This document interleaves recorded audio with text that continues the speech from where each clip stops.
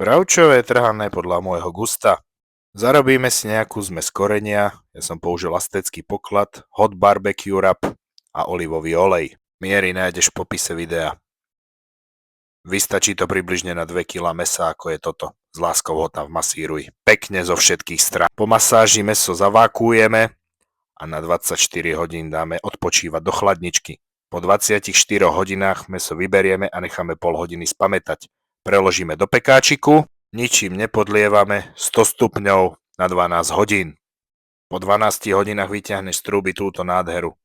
90% tej šťavy si odoberieme do nejakej inej nádoby. Tá šťava je čisto z toho mesa, nedal som do toho ani kvapku vody, piva alebo vývaru. Meso si natrháme na kúsky vidličkami a pekne poctivo na malé kúsky. Netreba sa s tým vôbec ponáhľať a vyhrať sa s tým. Pôjde ti to úplne samo, je to ako torta, úplne jemnučké. Výpek z toho mesa vrátime naspäť, ale nie celý, iba tak 2-3 žufanky. A následne zakapneme barbecue omáčkou a poriadne zamiešame.